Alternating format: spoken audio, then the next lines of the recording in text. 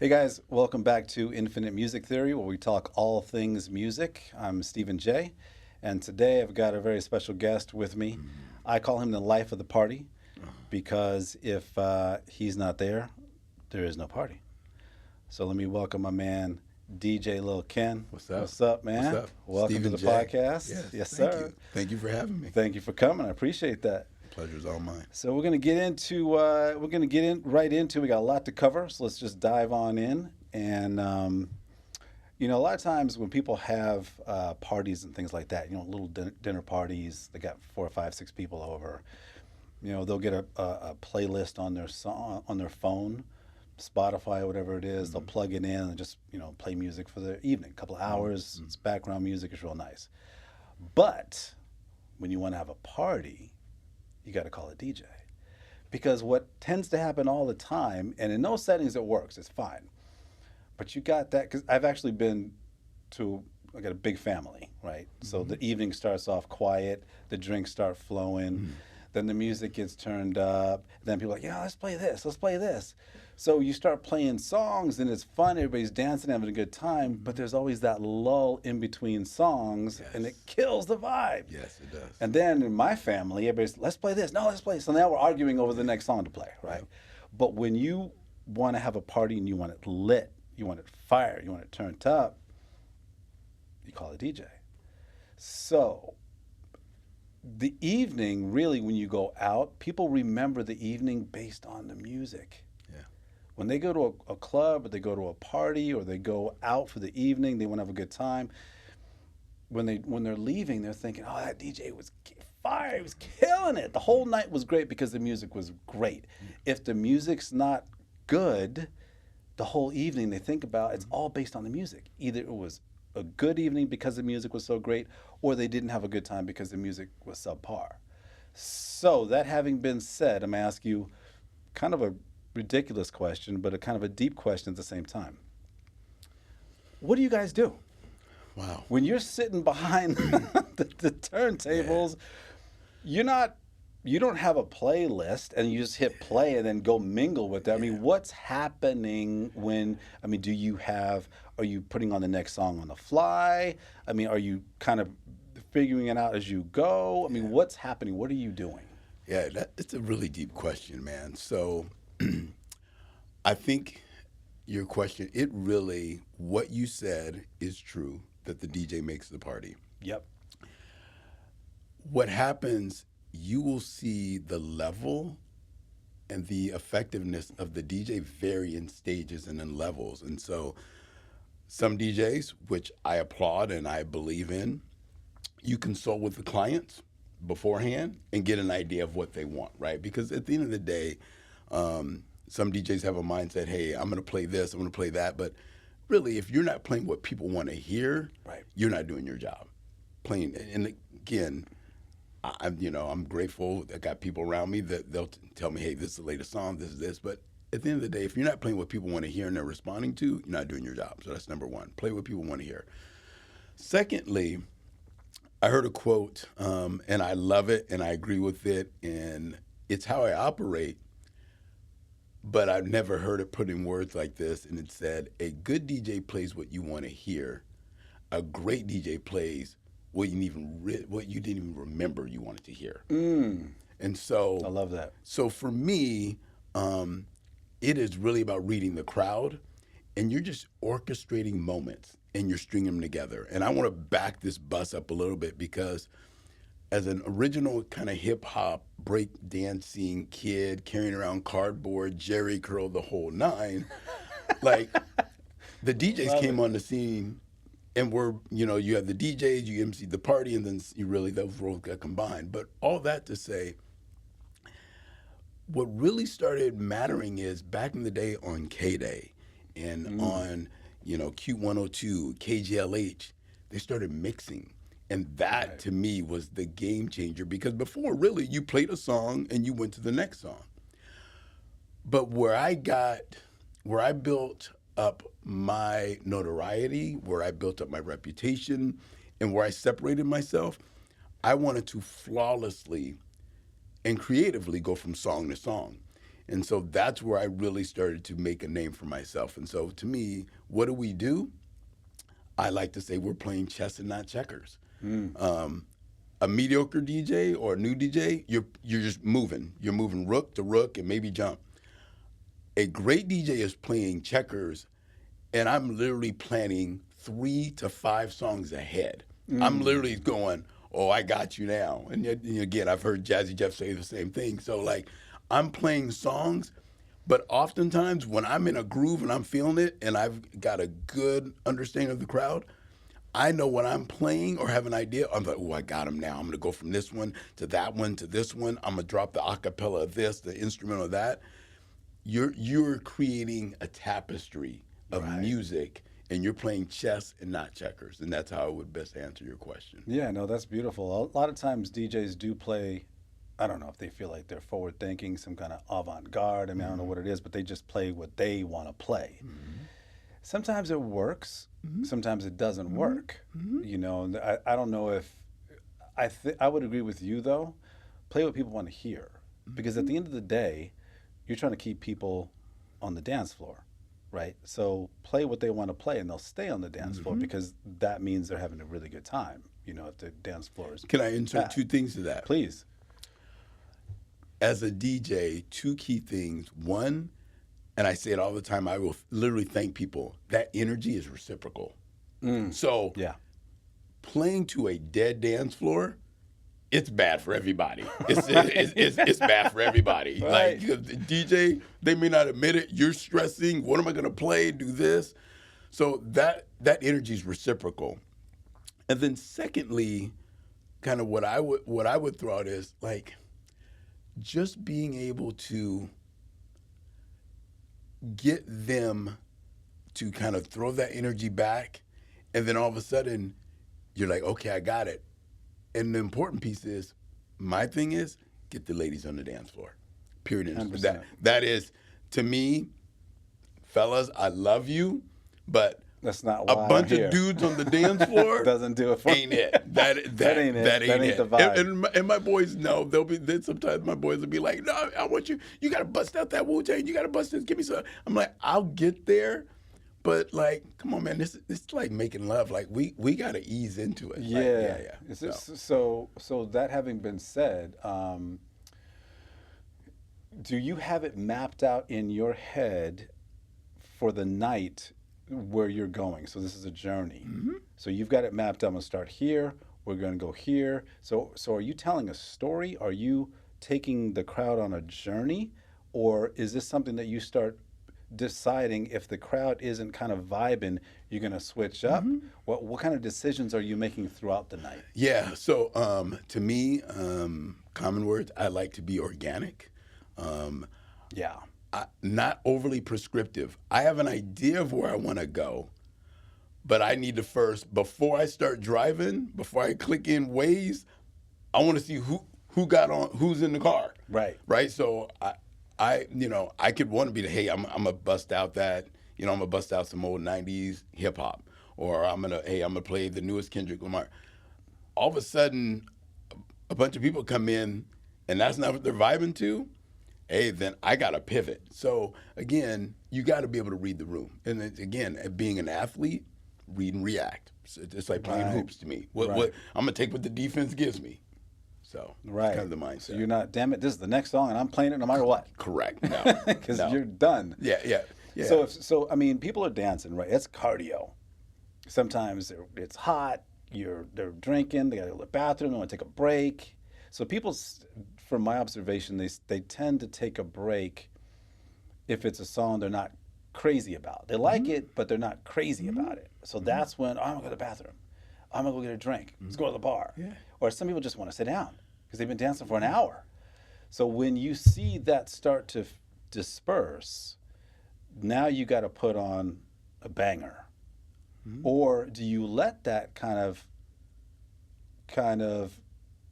relax, kind of breathe a little bit, let the dance floor clear out a little bit, and then put on a banger to get them back? How do you gauge when the dance? Because I would imagine, that for us as fans, you know, Patreons. We're just doing what we do. We're not Mm-hmm. thinking anything like, oh, this is not good.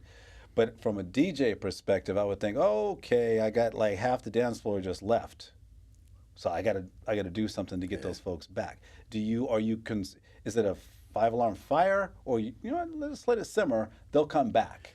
Let them take their break. Let them relax. Let them go to the bar. What's your thought on how you So manage that? so first, you have to take care of the people on the floor, and we've talked and established that. The other thing that I think sometimes DJs don't take in mind is you're operating a business. Yeah. So you're an extension of the business. So to me, I try to make sure I'm cool with the bartenders. I'm cool with the security staff. I'm cool with the sound techs, because you're a part of the team. And so Yeah. sometimes, if you're gonna have a little prima donna attitude, like I'm the DJ and we're gonna do what the hell I want to. You can get away with that, but you want to think you're a part of the establishment. So my mindset on that is, first, personally, if you lose half the dance floor, mm, that's not ideal for me. I don't want to lose half the dance floor. I don't mind losing some of the dance floor. I don't want to lose it. Now, sometimes if you're playing somewhere and it's kind of light and it's not packed, then that may happen. You got to take those consequences. But I don't want to lose half the dance floor. I want to kind of control them and take them on the journey, like you mentioned before. Right. Um, so, like for instance, a lot of the places I play, particularly summertime, it's hot, it's busy, the place is jumping, it's busy, it's packed. That typically isn't going to happen. We're in the winter season right now. Attendance is a little lighter. That may happen, but that's not necessarily what you want to do.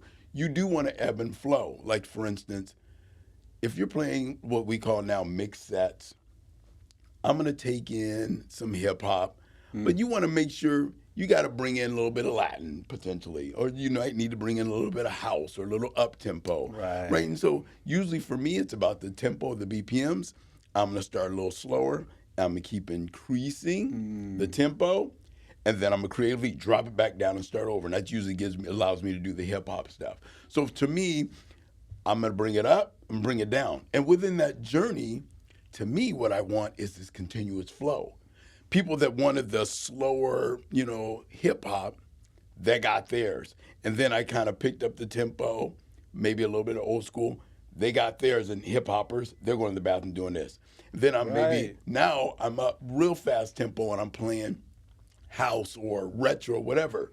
Those people came on, and then the other one. So to me, you want this flow going. Right. That's more where I'm going. I hope that answers your Oh, question. Yeah, 100%, man. That's the science behind. See, that's what I was asking. What do you guys yeah, do? yeah. That's the science behind it. You're reading the room.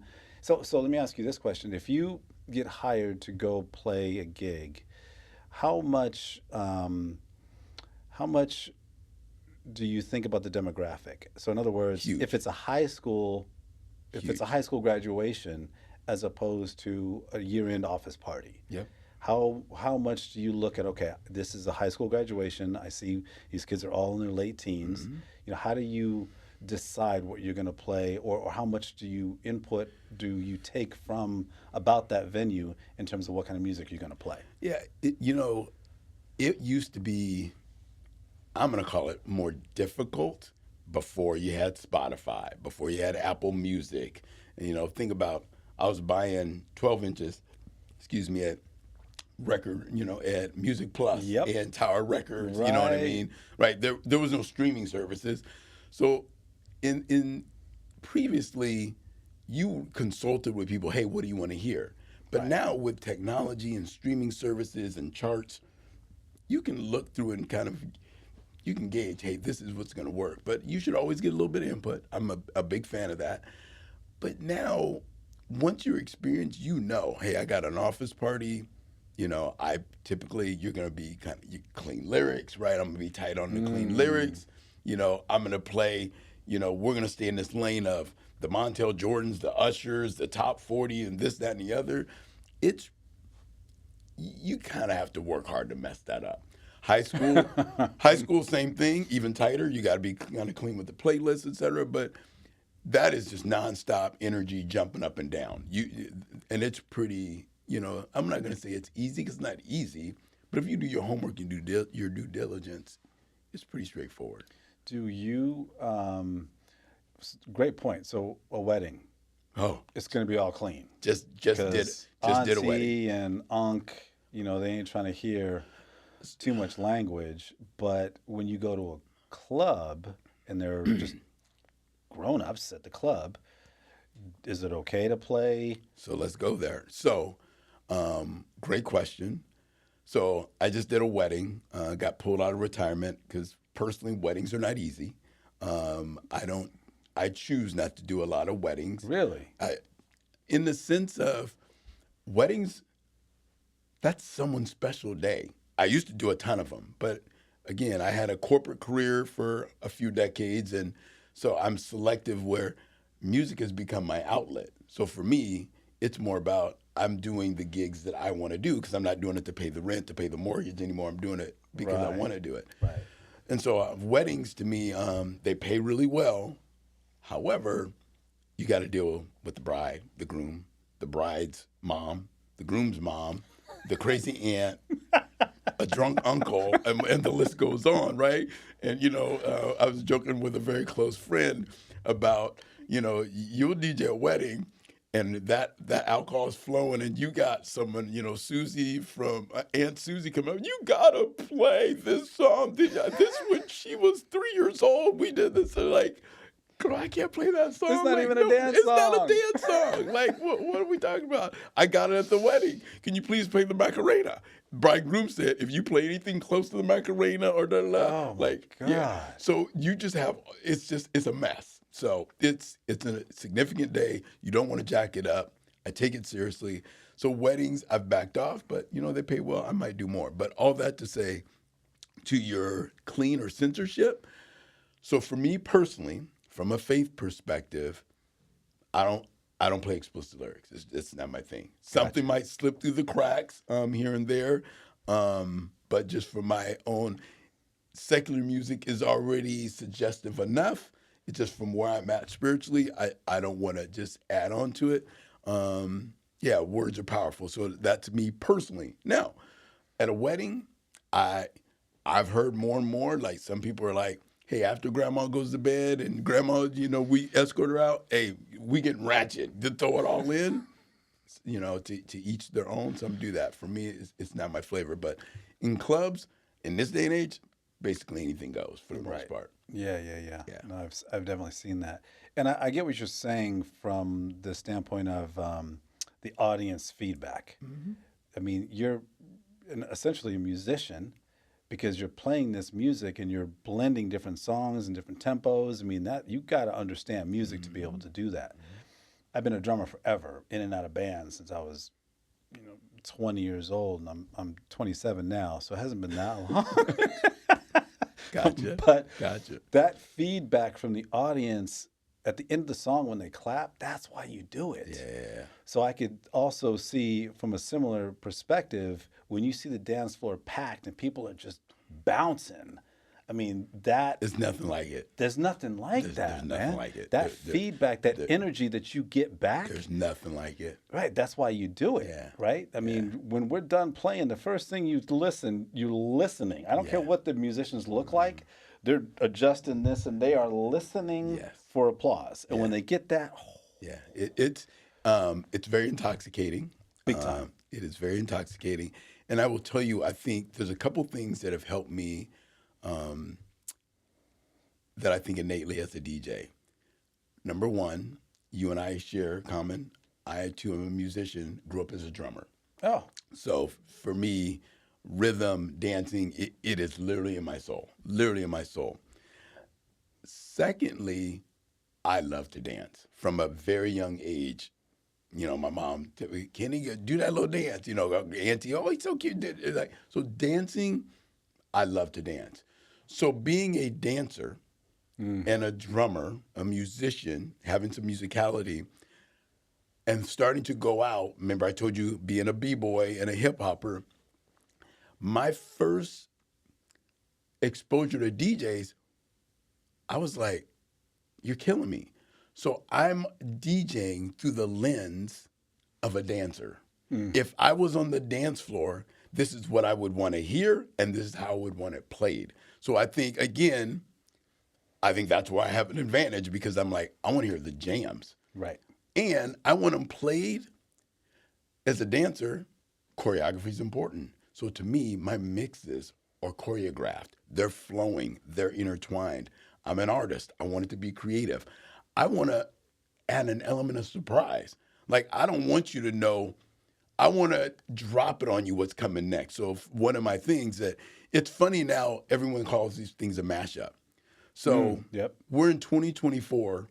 I started DJing. I graduated from high school in '84, which, yeah, that makes me old as all get out. But I started DJing almost the summer after I graduated high school. So I've been DJing for almost 40 years. Wow. So mixing wasn't a thing, as I mentioned earlier, but I always loved to dance. So my cousin was DJing, I was dancing, but then their transitions were horrible. So it's actually pissing me off because So I'm transitions from song to song from to song song. to song. My bad. Transitions from song to song, they were horrible. And so it kind of pissed me off. So what do you mean horrible? What do you mean by that? They didn't blend? It's like or a they jukebox. didn't- This song's fading down. So now I'm waiting, just like you said Yeah, to your yeah, yeah, parents. yeah. That's a now I'm buzzkill, waiting, man. and now Yeah. the next song's coming. Yeah, nah. Or one of my friends would say it sounds like war or Beirut or Vietnam. You got two songs that aren't matched up, not the same tempo. And you're like, what? Like, are we shooting? Are we ducking for cover? Is it gunfire? Someone brought a gat into the club? Like, what just happened right now? Right? Like, what just happened? Like, we got Right. popcorn in the microwave? Right. Like, what are we doing? So love it. that for me, I think one of the trademarks is practicing your craft. And now with technology, it makes it easy. Like now they're separating, you can separate the vocals from the beat, from the harmony. So I'm not going to proclaim, I never got into scratching. So if you notice when you come out, Yeah. I'm not really scratching. No Like, arr. again, Jazzy Jeff is an icon in our industry, and I love what he said. He said scratching is like seasoning. He goes, but some DJs, they treat scratching like it's the main meal. Right. Well, that's not conducive to the audience dancing. So if I might scratch in a beat just to add a little flavor, a little seasoning, a little A1, I love that. but but again, the mixing and again, your song selection critical. Are you picking the right song, the right time? And the last thing that I would share with you is some DJs can do a set. A real DJ, you can play for hours. But a lot of DJs, it's like I'm trying to be tasteful with my words. They Hit them. Let's go. hey, they gonna pre-ejaculate, and they got a good 10 minutes. They with Missy Elliott, you know what I mean? 1 minute, man, you know what I mean? Like they can do a small set and just banger, banger, banger, and then I'm they're out. It takes patience, talent, depth, and knowledge of music, reading a crowd to play for hours. That is really that takes talent because not everyone's showing up at 9:30 when you start your set, right? Right. So you got to be able to, hey, I'm gonna warm up the crowd. I'm gonna pull some stuff out of the archives. I might play some new music. I might play a remix of this, and then I got to be patient and wait. Let people get in. Some people they need a couple cocktails in them before yeah. they loosen up. Yeah. So you got to be able to kind of balance the night, get it going, a little foreplay, if you will, and then run into Just it. got to get the girls on the floor. Get the girls And on the then floor, everybody follows. and then keep them there. Right. Let me ask you this question now. This is a pet peeve with a lot of people about DJs. It's a pet peeve that they have. Okay. You put on a song, and people groove into it, right? I know where you're going. And then what happens is they hear one verse of a song they love, and then the song is over, and they play another song. And then, so they're only playing these short sound bites, and they're like, "Oh, play the song! I love that song." So they'll play a verse, and then boom, the next song. Like, oh, we're just getting into it. Yeah. So when do you decide? Okay, well, moving on to the next song. Do you play full songs? Do you play half songs? When do you decide? Okay, I'm going to transition to the next song. That's a great question. So that is very situational, Stephen. Okay. It's very situational because to me, it's a little complex and situational. One, you got to read the crowd. When a song comes on, you get the roar. Ah, Yep. that's my jam. And you see people And you see them like lose their busting mind. ass to get to the dance floor. Boom. Just squeezing in. And then when you see that energy start to lower or dissipate, you have to feel out. But if the energy remains high, to me it's almost like the karaoke effect. If they're singing it and they're engaged, let it ride. Okay. But if all of a sudden they're looking around and looking at their phone and whatnot, or the energy's just lowering, it's about that time. Okay.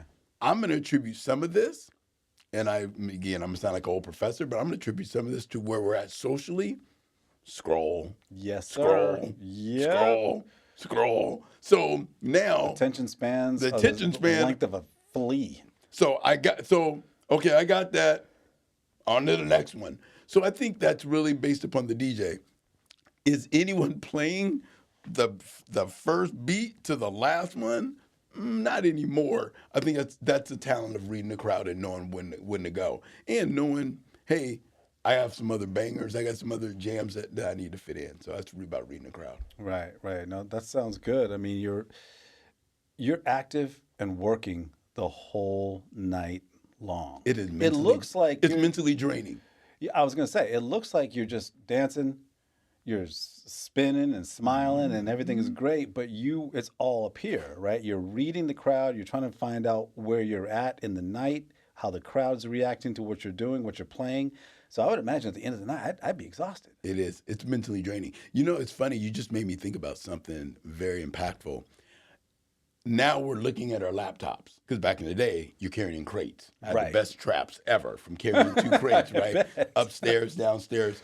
So it's funny because I will get some of my friends that come like, excuse me, Kenny, you look so serious. You're like, you're staring at the, which, I got the, but I'm like, at least you're seeing my face because back in the day, I got to turn around and dig in some crates, and I go, "Where's this at?" And how they got. I had mine by alphabetical by artist, not even by beats per minute, or so it's like, at least now you're seeing my face pretty much the whole time. night, Before, you're looking at my butt or my Right. back more than half the night because I'm digging through crates, throw that up. Remember, you tilt them to the side. Okay, get this, clean it. Like it's a totally Hopefully different game. they're not scratched. I remember DJs back in the day were so protective. Well, don't even bump the table. We're not even going to talk about that. No, yeah. We're not even talking about that. So equipment today. Yeah. So you had the old, because you've been DJing 40 Still years. have them. Still have my Technique 1200 turntables. So do you because you don't use that, you're using the new stuff, the digital stuff. Yeah. So talk to us about the difference between the gear that you're using now. It took me a little bit of a minute, again, because I was corporate and I had a day job. It took me a minute to get with the technology and kind of understand it.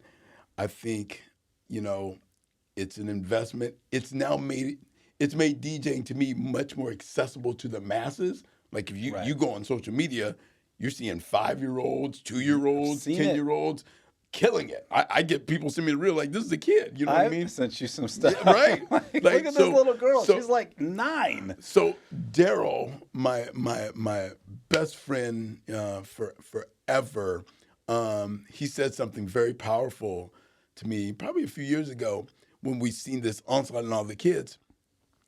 He said, brother, he goes to them, DJing's like playing a video game.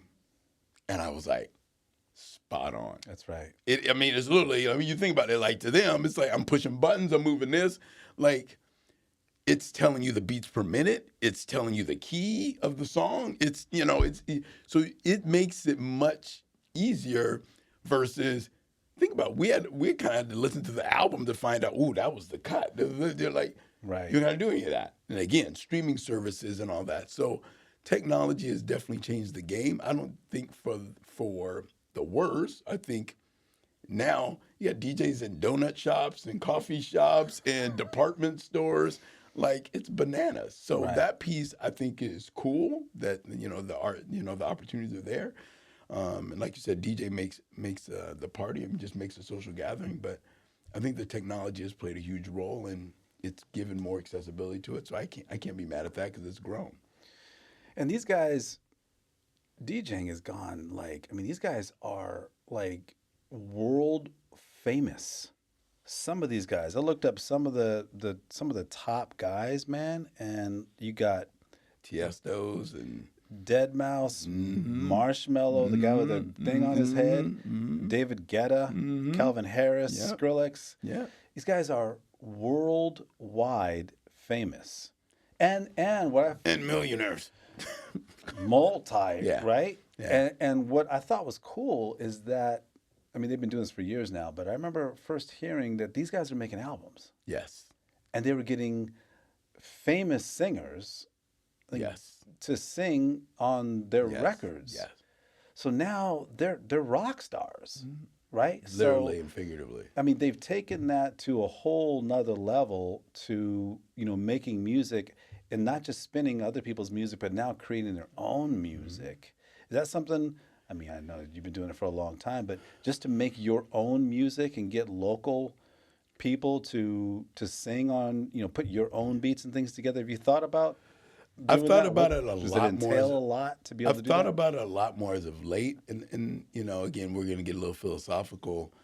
Um, I think in life it's important to know your lanes Yes. and what you know what are your passions, and you know, I've shared with you know those closest to me that you know it took a while, but I know my lanes with crystal clarity, and that is sports, entertainment, hospitality.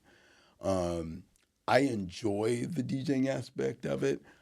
I don't have the appetite or the desire where I want to get into producing beats, laying tracks, coordinating that piece of it. I'm a businessman and an entrepreneur at heart. That aspect of it, I'm not that degree of artist. That's not necessarily my interest. I respect it. I get it. It's Right. not necessarily my interest or the lane that I feel like that I'm kind of called to. Gotcha. Yeah. Yeah. And I asked that from the standpoint of just being a drummer. One of my things you mentioned Music Plus and Tower Records. Hmm. I remember as a teenager going, man, it'd be so cool to, you know, look at an album and look at the back and see me. Like this is my the band I'm in. This is my music at this store.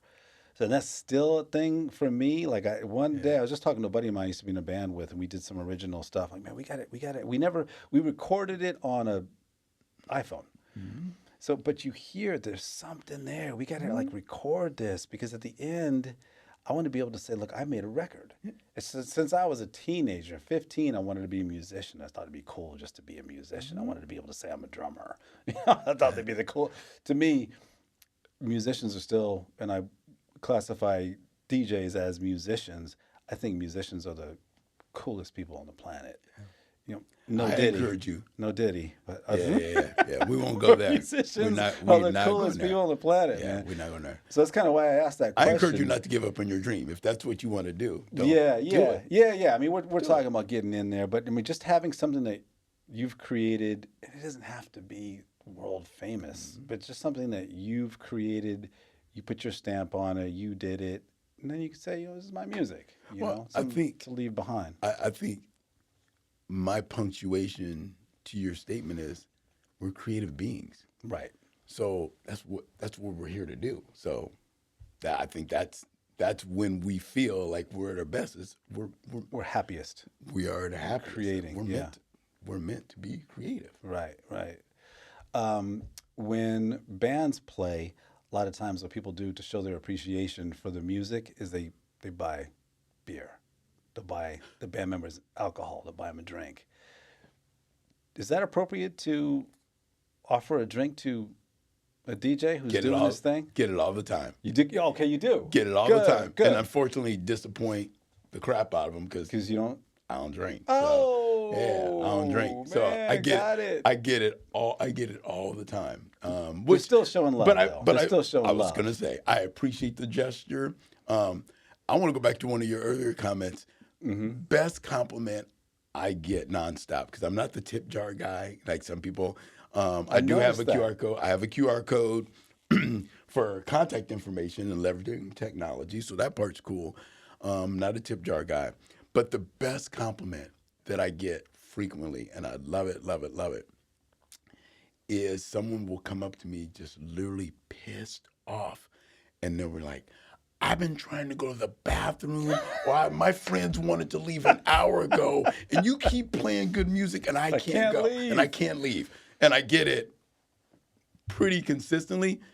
That's when you know you're doing your job. That's that intoxication. It keeps me coming back because I'm like, I've been trying to leave for an hour. Would you stop? Or I Right. gotta pee. I'm about to pee on Right. myself, and then you keep playing it. Yeah, yeah. So You want that's to it. leave them Oh, exhausted and I'm trying to kill dancing you. because they got to go to the bathroom I'm so trying to bad. kill you. I'm straight up trying to kill you. I I mean, love it, well, man. I should be a little nice, but yeah, No, I love I'm it. trying to wear you out. Right. No, Yeah. that's good stuff. The other piece that's fun, particularly when I play at Skyloft, is on Saturdays you get paired Shout with out to Skyloft. shout out to Skyloft, man. Appreciate Jara. Jara, thank you. Shout out to Jara. Let's go. Keep it going. Um, but what's cool is they'll pair me with a band. And so remember I told you, sports, entertainment, hospitality, sports. My ass is competitive. So when I'm there with the band, oh yeah, Oh, the band's rocking. I'm like, my goal is when the band's playing, people come up to me going, so when you going back on? Yeah, nah, there you go. yeah. So a little competitive. I It's love fun. it. It's fun. How do you handle people that want you to play requests Um, at anything? At yeah, a party, at a wedding, at a club? I mean, because then, like you said, people had the liquid courage in them, yeah, and now they didn't want to talk to you, but now they're coming up. yeah. DJ Lil Ken, Oh man, you got this one, bruh. it's hard. It's one of the more difficult aspects of it because at the same time, being rude to patrons is not cool, and being a prima donna to me not my thing. So it's really I try to receive it with grace and professionalism, and then quite honestly, you need to evaluate it because sometimes you get in your zone, and someone will give you, I'm gonna say, 25% of the time, it's a good suggestion. 25%, 1 in 4, I'm like, yeah, that'll work. The challenge is 75% of the time, like, no, I'm not playing achy breaky heart right now. Oh. Do you hear do you hear like what is being played right now? Like we're not doing that. You know what I Right. mean? So it really, to me again, be professional. Be empathetic. Hey, thank you. It's easier. Some functions, it'll be a fib of just like, hey, if it's a wedding or it's a corporate, hey, they gave me a pretty strict playlist I got to play. I might go down that alley and be like, hey, they said they wanted their X, Y, and Z. I already got a kind of a preset list. So it depends. I try to let them down easy. Right, Be right. receptive, but let them down easy. I know you haven't played weddings very much lately, but it seems like that would happen more at a wedding. It does. Where people it's would- easy though to blame the bride and groom. Easy. Easy. Oh, easy. So you just say It's beautiful. that. Oh, It's which easy. is It's an easy it's out. true more often than not. The bride and groom, part of that consultation, most DJs will tell you, they'll be like, hey, what do you want to hear? And is there anything you don't want to hear? Because you don't want to agitate them. So you literally will ask them, hey, is there anything you want to hear? And so it's easy. That's almost an easy out. Right. You don't have to worry about it. It's to your point though. It's the liquid courage, the intoxicating. It's the repetitive. I think now, this day and age, the phone in the face is killing me though. That's the one. Like, How do you mean? oh my goodness, I'm literally DJing and someone's got their phone and Oh, it's in your face. of my face, of the phone in my what? face. Oh my goodness, play this. Oh my goodness, that's almost once a night at this point, which is That happens Oh, at least once a night. Oh, yeah. Somebody shows you a song and Yeah. says, "Play oh yeah, this." play this. It's all up in your grill. Yeah, and like. I don't know if do I look my age, but sometimes it's insulting because it's like, it's big letters. Like, No, am I they're blind? drunk and they can't Well, read. Thank you, That's what thank you. I appreciate that. But yeah, the phone in my face. Can you play the? Yeah. Yeah, I'll get right on it. I did have I must admit, I did have a pretty bad episode with an intoxicated patron, a female, a couple weeks back, and I literally, I'm pretty calm and cool and collective. My fuse has gotten much better, but yeah, I got security. I got security. I had to come down off the stage and be like, and then I got on her friends because I was like, Why'd you let her? come on, Act a fool. you see what your friends, come on now, come on.